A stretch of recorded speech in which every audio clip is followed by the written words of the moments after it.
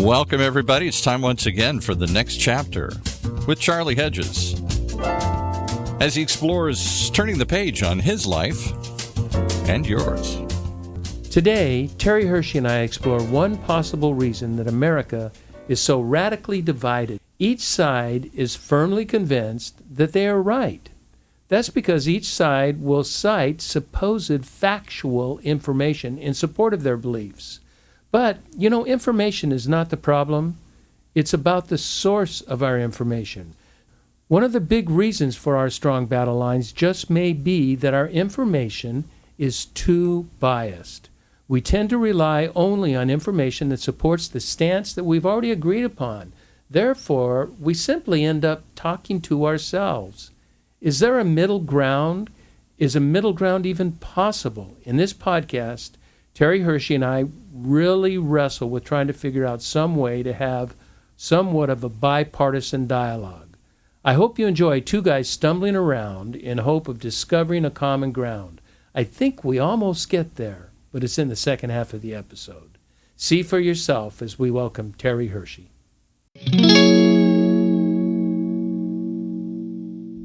Yo, Hirsch. Been a while. Terry, it's been a while since we've been on the last show together. It seems, maybe it's not, but it feels like it. It's good to have you back. Thanks. It was, I think the last time was right before the pandemic. I think we probably, I think, you kind of put that into your past memory now that we're moving out of it. And my guess is quite soon to move back into it again. Although no, but I mean, I call every inconvenience in my life now a pandemic. That works. I'm beginning to see, Terry, in the last couple of our podcasts that anytime I have a difficult subject or a difficult thought for a podcast, I come to you for feedback. So I'm throwing all the crap on you and letting you be the foil for me, especially today, because I think, once again, you and I may approach today's topic from different points of view, which is exactly what I want. And what I'd like to do is offer sort of an extended introduction so our listeners can understand the gist of what I'm getting at. So give me a couple minutes on this. I'd like to begin with an old Neil Postman quote from his best-selling book, Amusing Ourselves to Death. And the quote goes something like this. I don't have it exactly. I just remember it. While Americans may be the most entertained people in the world, they are the least informed. Now, I think that may have been true in 1985, but I don't think that's the case today. In fact, I think the case today is Americans may have become highly informed. And while it is true that informed people make better decisions, the critical aspect of that is what is the source of information that becomes the ground upon which we make our stands. And it's personal stands, political stands, theological stands. What is the information that we use to determine what our positions are? And our problem is that I think we suffer from too much prejudiced and biased information. I think you called it confirmation bias, which I'm going to ask you to explain to us. We tend to rely on information sources that only support what we already believe. It's kind of like Fox News versus MSN News, MSN, NBC or MSN, whatever all those are. Unfortunately, too often, the information received only supports what we already believe, and it does not educate. As a result, our personal and political climates have become treacherously separated. And I'll close with this. The result is we end up with people that are talking to themselves. They either watch the right-wing news or the left-wing news or their particular group's news and not another particular group's news. And they end up talking to themselves while holding a somewhat nascent vitriol for anyone that holds a different point of view than them. That's my thesis. What do you think about that if it was intelligible? Known each other how many years? My goodness, Terry, we are 35? 40 plus, 1980, 40 plus years. So, 1986, yeah. And even early on, back in the day, I forget the restaurant we used to meet at for lunches. Norwood's Hamburger Joint. Yeah. On the lake. But we pulled no punches. No, we did not. We did not. We went after it even then. And so 40 some odd years of debates and discussions, and debates is a good word, debates and discussions. And I'm glad you're having me talk about this subject today, because most of those debates with you and me, I was right.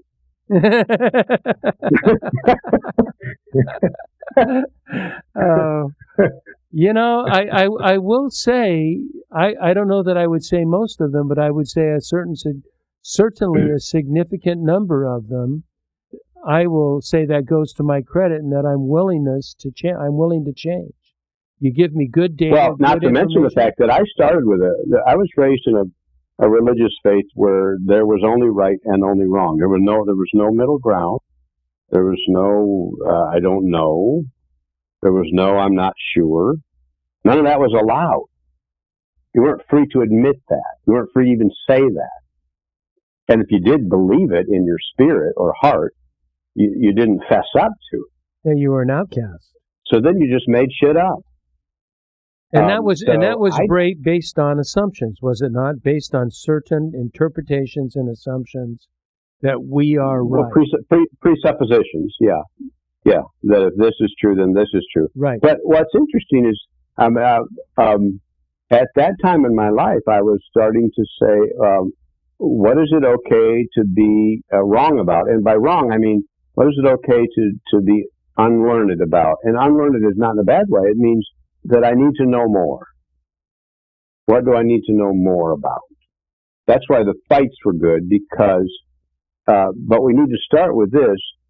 Neither one of us needed to take the other person down. This is an important thing to start with. I didn't need to take you down. Why was that, I didn't need Terry? to make, what was going on? I mean, we need, that's an excellent observation, and I see a need for that today. Because you did not threaten me. You did not tell me that I was only Terry if I was this Terry or that Terry. My goodness, I was that way 40 years ago? That's crazy. Yeah, well, yeah. But there was a whole part of the thing with you that you were at a part of time of your life where you were, one thing that you have in your core is curiosity. Correct. And curiosity is a big thing for you. And so you're always willing to then keep picking at stuff. And who knows why that we didn't need to take each other down. I mean, your intro talking about, mostly you talk about political stuff, but it can be religious, it can be any of them. Of course. That we have to take somebody else down in order for it to be correct. This is not new, though, Charlie. I mean, your intro is as if this is new.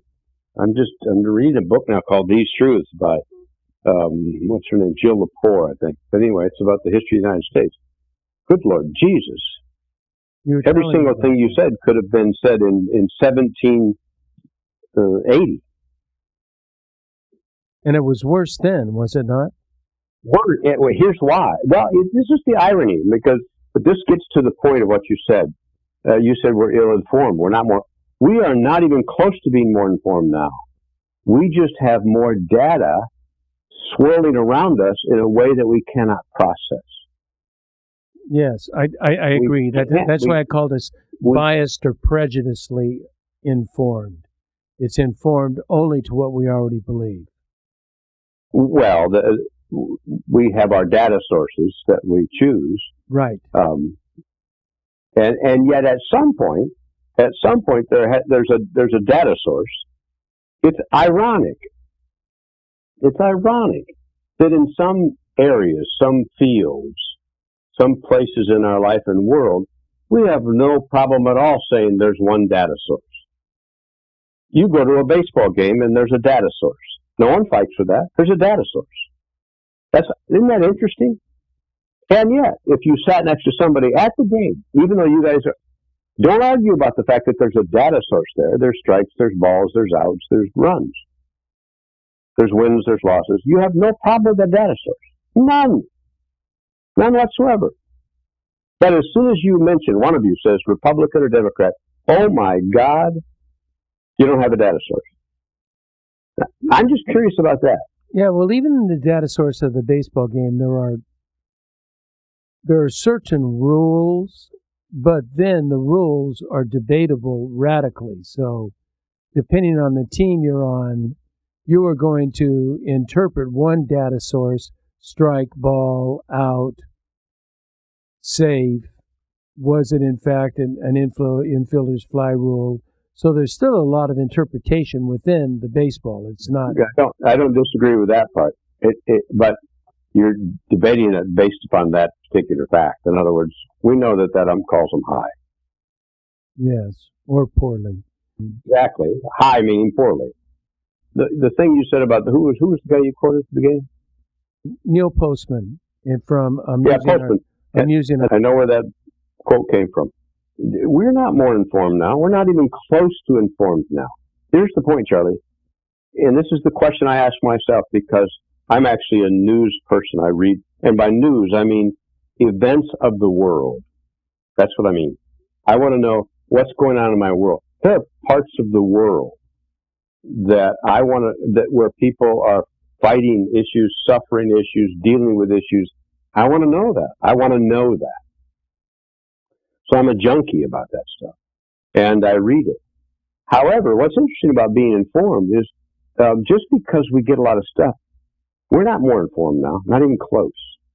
Yeah, and I think I agree with you, and I want to make a distinction between informed, and I want to come back to.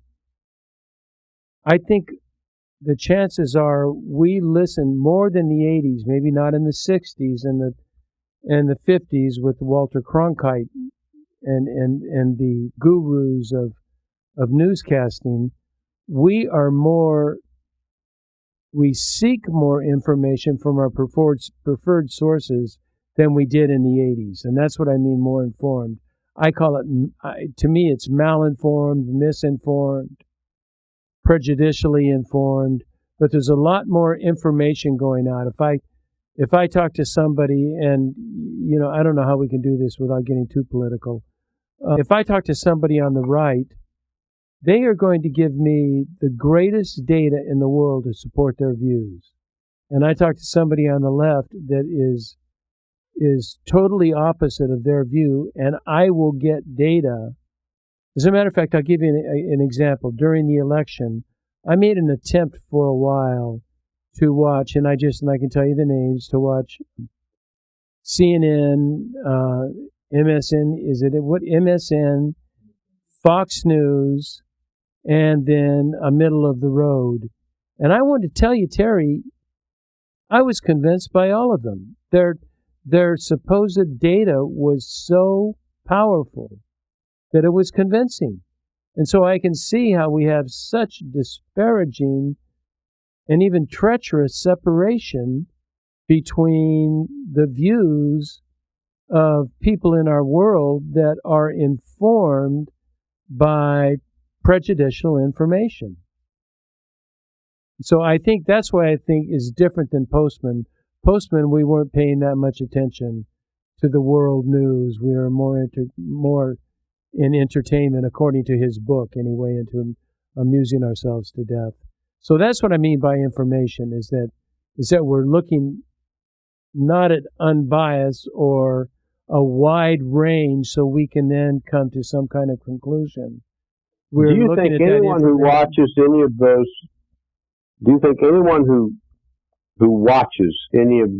sources for news, it's interesting. Cronkite's always fascinating that we choose Cronkite.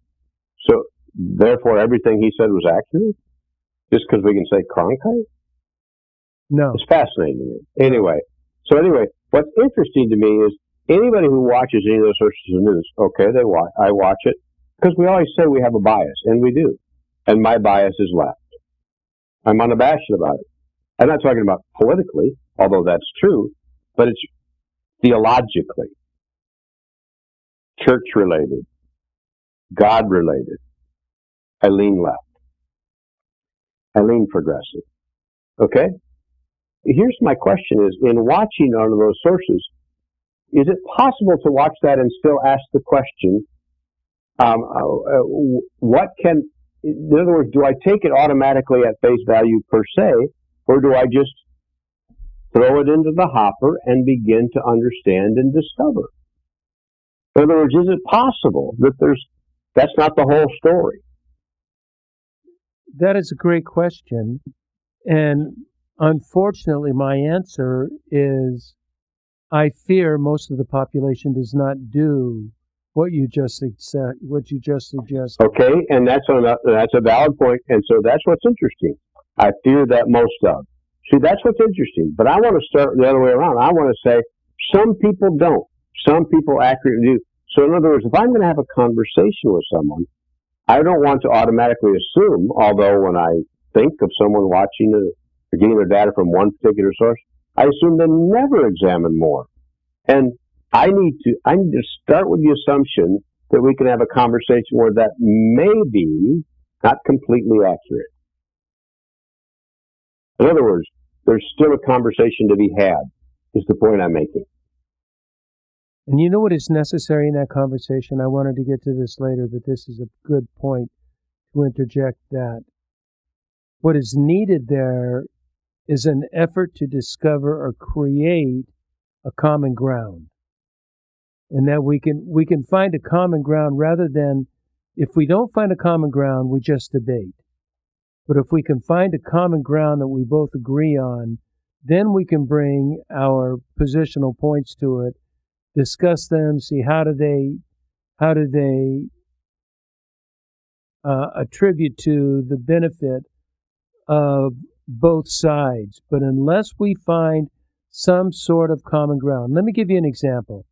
I was listening to, it was a YouTube, but we were listening to it in the car, and it was by past Archbishop of Canterbury, Rowan Williams, who's just a brilliant humanitarian and theologian.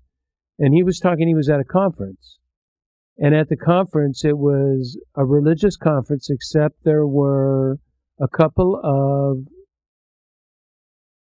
shall we say, dyed-in-the-wool communists from China. And when they were talking about their belief in communist philosophy, Mao, and communism as a public option, and he didn't mean it in argumentative, he meant it in common ground. Well, there is a belief with you in the West and the way you view God, because you view God the way we view politics. You view God the way we view Mao, and you view the Bible the way we view communism. Now, although Rowan was really clear in saying that, there was some troubles with the comparison, he says, it did show me it was a common ground. We both believe in authority, in an authority that is outside of ourselves, and that indeed itself became common ground for discussion. Does that make sense to you? Yeah, of course it does. I've written about confirmation bias before, but I'll read you the definition. We judge new ideas based on the ease with which they fit in with or confirm the only standard we have, which is old ideas, old information, and trusted authorities. Your thing about which source.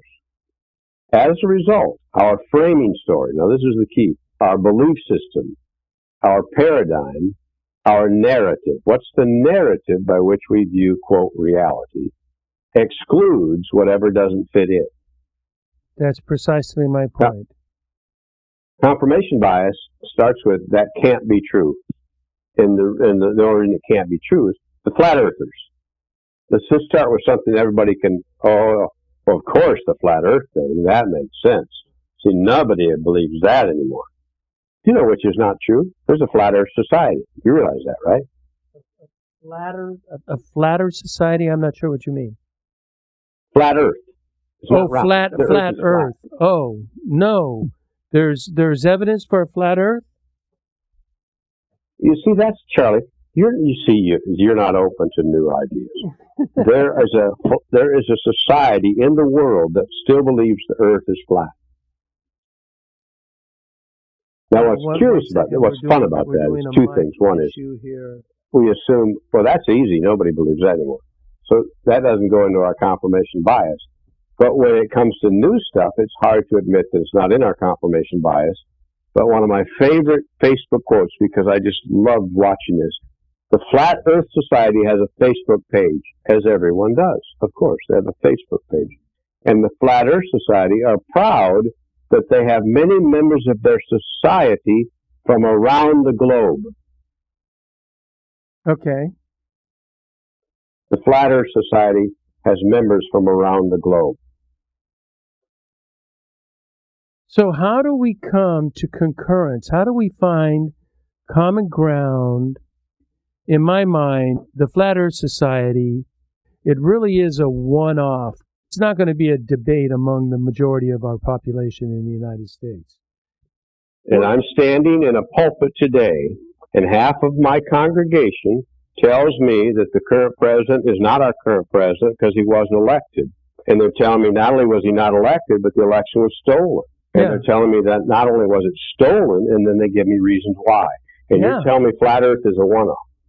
Well, Flat Earth is, to me, is minor compared to that, but that you're making my point.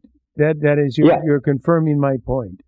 My job as the pastor of that church is your question is, how in the hell do I find common ground? And you're looking for an answer from me. No, the answer to the question is I leave the pastorate. I get another job. But that doesn't resolve the issue, does it?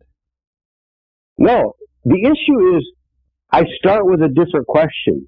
The question is that particular one about the election. It's a provable thing. That's a provable thing. Let me say it's provable, except if you're strongly right, and then they will argue it's provable that it's not. Now, I don't know how they argue that. That's not.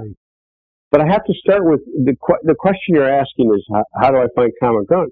Because I ask a different question, and the question is not specifically about the rightness or wrongness of whatever we're debating. The question is, what kind of world do you want to live in here?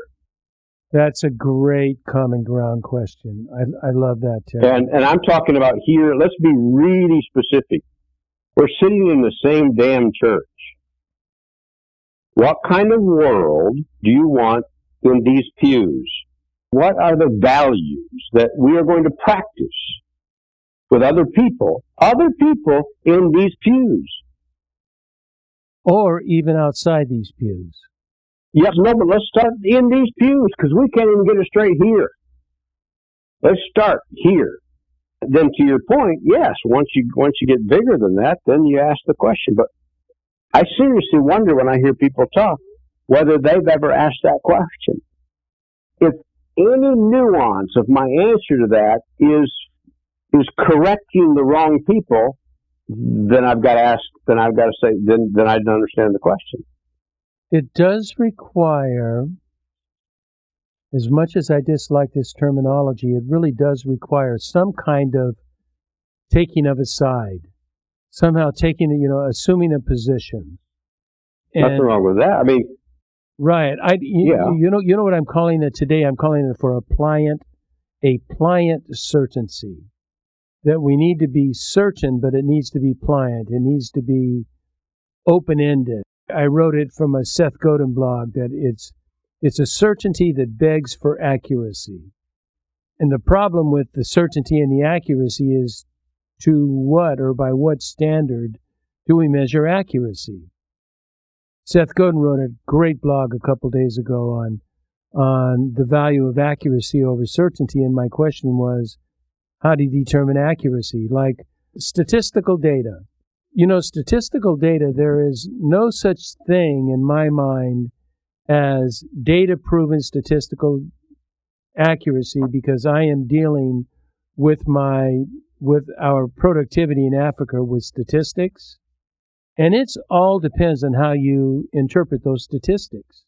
Different statisticians will interpret those statistics differently and can be actually quite opposite in determining the conclusions of the statistic. So much of our accuracy, our fact-checking, boils down to opinion. It boils down to what filter that information goes through. And that's why, it's a very, I'm not going to have answers on this podcast. I'm just presenting an opportunity for those of us listening to suggest it's essential that we are open and not closed. Otherwise, we just have this society that has a penchant for divisivism and has no shot at reconciliation. I'd ask you more questions about the Uganda thing, because that's going to happen with anything. It's always fun when you and I, because we're unabashed talking quote politics. We have no problem with that. But the wonderful irony of what you do in Uganda is very political. Oh, very. It is. Yeah. Extremely, extraordinarily political. Which means the well-being of people, in that case, in a particular country in Africa. All right? I would say it can get political when the government gets involved, but where we are in the very rural areas, it's very humanitarian. And it's not now, that's a fascinating thing to say that it's humanitarian, John, because of course it's humanitarian, but political means how do you work together as people? That's just the basic definition. Oh, yes, of political. yes. If we take the fundamental definition, political. Yeah, if you take that fundamental definition, you're right. But how many people define politics as such? I'm just telling you that's what it is.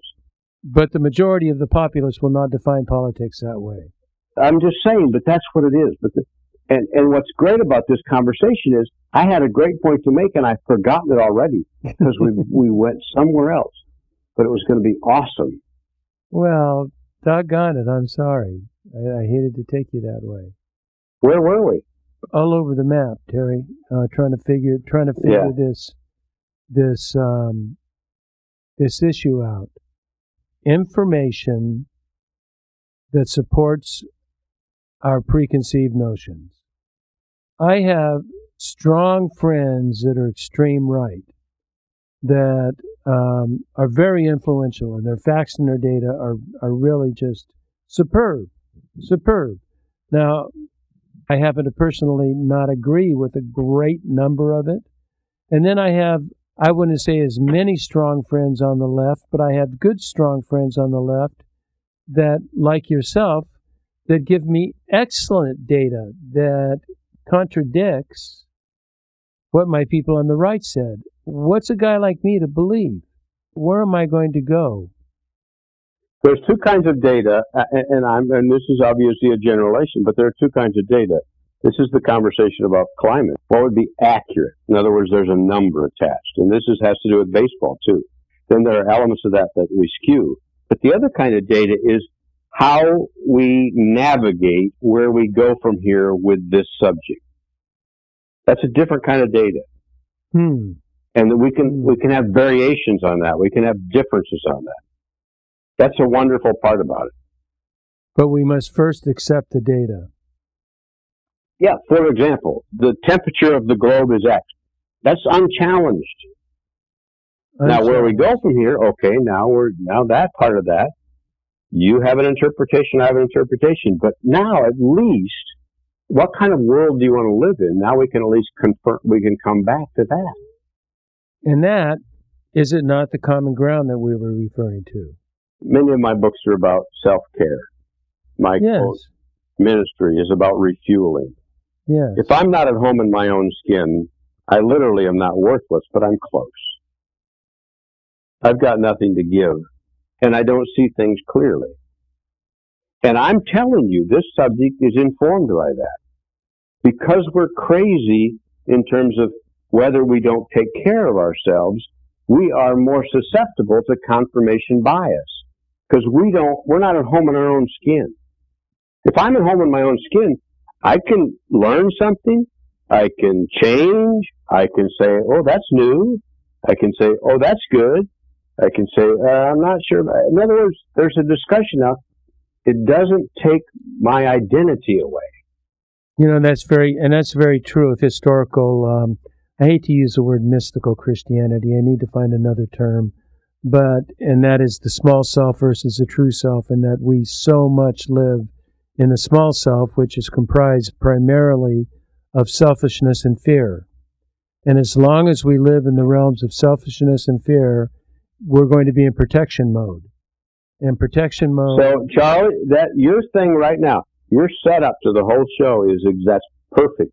Your setup to the whole show is the way I'll navigate this subject today, Charlie, depends on whether I navigate it with my small self. What's the other one? Or my big self? True self. Yeah, I use true. Exactly. That's exactly the right. And so what's interesting is, what's at stake is, how do I now make choices so that I live for my true self? In other words, instead of asking, how do I defend my position? How do I be right or wrong? In other words, that's not even second or third. And the beginning of that, according to my teachers, is you don't begin with the true self, you begin with the small self, and you start saying, how am I selfish? How am I fearful? How I'm into possessions and power and prestige? And we evaluate ourselves on a regular basis because the teachers all talk about annihilation of the small self. And when we annihilate the small self, we provide opportunity for that true self, which was made at creation, and it's part of the creation intent. It's part of the closeness we can get with divinity. But we have to get ourselves out of the way. And I think that has to do, exactly as you said, with the subject of this show, and that we are our own enemies and that we get in the way of truth and reconciliation because of our fears and our needs to protect ourselves, our pride, our wanting for credit. There's so many things, and all of that comes from insecurities and fears. And those are the things that we have to deal with. Yeah, that's why to the point of these days, what you're talking about these days with the massive, quote, what you call information. I don't necessarily agree with that, but the point is, right. We're inundated with data. There's no doubt about that. Okay, we're inundated. But what's interesting in the fighting and discussion is if the anger level is high, that says to me this is not a question about dad anymore. This is a question about small self. There you go. Great observation. There you go. If the anger level is high. And so what I need to do is step back from that. In other words, I don't need to prove you wrong. That's not the point anymore. And by the way, given the whole thing about this whole subject, this didn't start now. I'll give you a quote from, let's say, 2,000 years ago. There's a group of people said, "Excuse me, can anything good come out of Galilee?" I think it was Nazareth. Oh yeah, I know, but it was somewhere. It was somewhere in there. Yeah, you're right. I was going to write a blog that I started a blog this weekend and just didn't have the wherewithal to finish it, but I called it "Own Your Irritation." And here's a quote, and this will really have impact our discussion. And the quote says, "Every time you find yourself irritated with someone, the one you need to look at is yourself. The question is not what is wrong with this person, but what does this irritation tell me about myself?" That's what you're getting at. When you're highly angry about something, what is that telling you about yourself? Not what is that telling you about the person you're angry with, but what is that telling you about your small needs, that they are not getting satisfied and that you are being challenged and that you're fearful. So it's a story I've told for years about. It's a true story about an ad for the Humane Society. It was back in the day of Life and magazine, etc. There's a puppy and kitten. And of course, they're wanting people to get puppies and kittens at the Humane Society. But the ad quote over the top of the puppy kit said this: "It's who owns them that makes them important." That was what you just said. So is the deal, Terry, that we must own ourselves? I have to start with that personal, internal question: who or what owns me? Why do I let that person get to me so much? Yeah, and that is on a humanistic level, that is me owning me. On a divine level, that is me being owned by a non-prejudicial God. Prejudicial God. Correct. We're not going to take a break today, and I think we've covered a lot of information, and I think there's plenty to ponder on. I want to close with a discussion on something you and I talked about as perhaps it could be a path to common ground, but it is certainly a path to compassion and to a methodology to question our theology, our personness, and our politics. Now, I will go back to a story 40 years back when I was in seminary. When I was in seminary, I went to a conservative Baptist seminary, and there were two major issues. One of them still is going on, one is not. But one was marriage, remarriage, and divorce, that, according to the Bible, was not in my seminary's position, was not acceptable, and the other was abortion. And there were all kinds of theologies floating around, books floating around, classes floating around, everybody quoting Bible and quoting their positions and quoting historical positions and whatever theologian they could get to support their ideals. And it came to me, Terry, that the individuals, the professors that were strongly in favor of, was strongly the against divorce and remarriage and against abortion, and it occurred to me that until you can put a face on your theology, it means nothing. Until you can put a face on your ideology, it is a meaningless ideology. And therefore, if it is your daughter or son or grandchild, until you can put that face and say, no, you cannot remarry, no, you have to go 9 months of pregnancy, it doesn't mean anything. It's all in paper and it's all BS. Does that strike you anyway? 100% true. That would be the answer to your question, what kind of world do you want to live in? And one of the answers, you're going to have like 5 answers. One of them is, I have to see you, or that I have to see a person. In other words, I have to acknowledge that's a person. Absolutely, and that is a person. And the more personal I can make that, the better off I am. I don't know if I'm speaking out of class, but you had some medical issues, and I showed you statistics that said 96% of Americans were insured, and you said, what about X? And you explained your situation, and it just was an aha for me, saying, well, this was not covered in our medical insurance and in your medical insurance, and it would have bankrupted. So that's accurate. So there was a face on that supposed no problem, all of a sudden had a problem because one of my best friends was in deep trouble as a result. And I think that as we do that, as we go along and we put a face on it and we put a compassionate face and we put the compassionate face of the Christ on it, it's a whole different ballgame. It's a whole different ballgame. It's the same sort of thing where I can have all kinds of wonderful debates with you about whether there's hunger or world hunger, or there's enough food. And I can stare at you while I'm debating that, and you haven't eaten in days. I can't do that anymore now. The point is, there's a face there. The point about my data is not relevant to the fact that, first of all, feed that guy. And isn't that a very biblical talk about the thing that? about biblical is, because this is my other thing that I talk about, is the sacrament of the present moment. is that only what matters right now is the sacrament of the present moment. Talk to me about that as a sacrament. The sacrament means that this moment, the ordinary, is the hiding place for the holy. And it's an opportunity for me to affirm that holiness alive and well in you.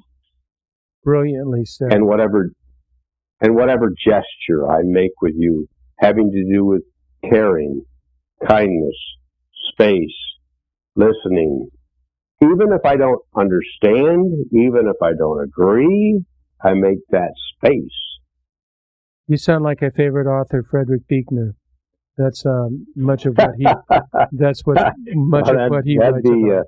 That'd be prime territory to be with Buechner. Yeah, but that's much of what he writes about. So, let's kind of together wrap up. But we do have sides, and I'm not talking just political sides. We do have personal sides.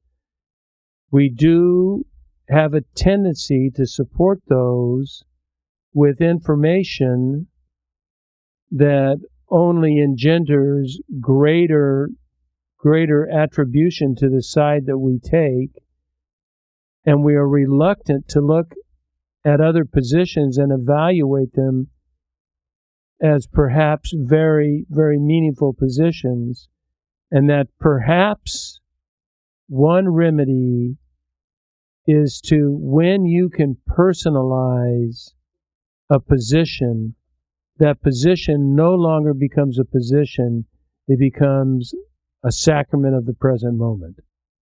Yeah, I'm going to... Didn't quite hit it, Charlie, this is very personal to me, because I'm about to go to the Upper Peninsula, Michigan. My father died in October, but we couldn't go there because of COVID. He was cremated, so we're going up in the end of April to scatter his ashes in a place where he had requested. Place I actually went, a deer camp where I went as a boy.